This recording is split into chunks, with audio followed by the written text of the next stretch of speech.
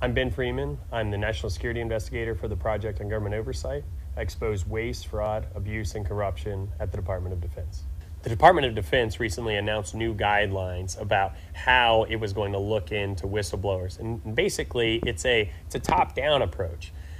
In the past, they would look for leaks within their organization, and then they would look for people releasing top-secret, classified information.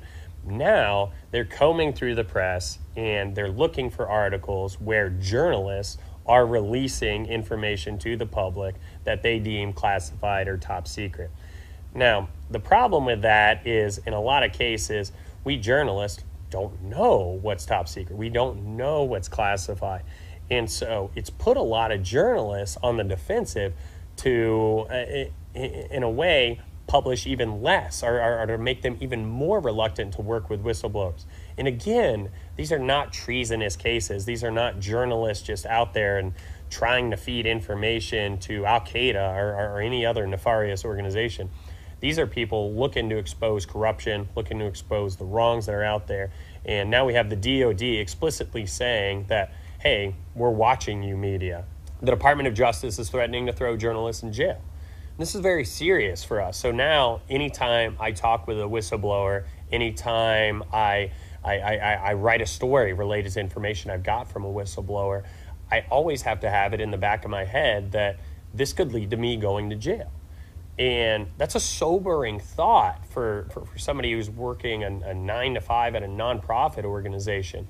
And the people that we work with, again, they're not terrorists. These are not bad people. These are people working for our national security establishment, trying to do the right thing. Obama comes in 2008 and wins the election, huge mandate, and comes in saying that he is going to be the whistleblower president, amongst other things. He's going to be incredibly transparent, unprecedentedly transparent. And we were coming off 8 years of a Bush administration with warrantless wiretaps and a lot of things that people saw as violations of the First Amendment. It was not a good time for whistleblowers under the Bush administration. So Obama comes in, says everything's going to be different for whistleblowers. We're going to be incredibly transparent. There's going to be sunlight everywhere. Everything's going to be great. Hope and change for whistleblowers.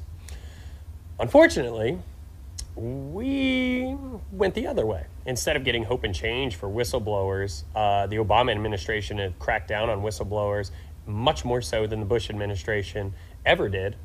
And instead of getting an administration that was going to be different, that was going to be more transparent, you had a lot of whistleblowers coming forward. And in a way, it was an entrapment for whistleblowers. Because if you're sitting there and you've got this president who says, well, I'm going to be the sunlight president, I'm going to be all these things, you think, okay, if there was ever a time for me to come forward and do what's right, it's now.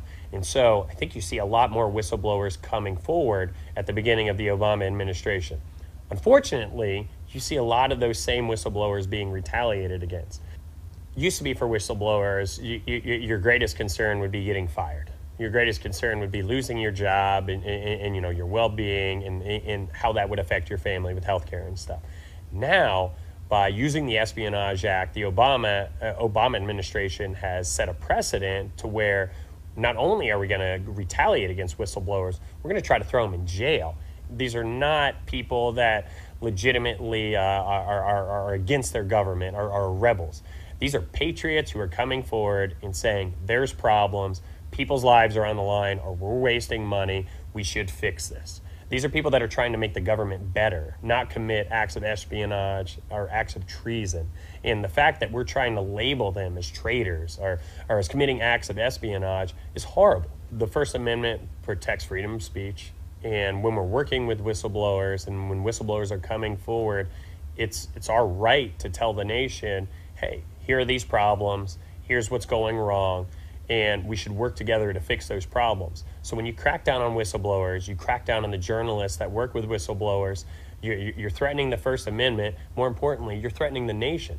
Our nation was founded on speaking out, solving these problems. I mean, we're not a communist state. This isn't communist Russia. This isn't any other nation that we like to vilify for cracking down on free speech rights. We live in America. We make our nation better by speaking out when things go wrong. The moment we start cracking those down, we become less American.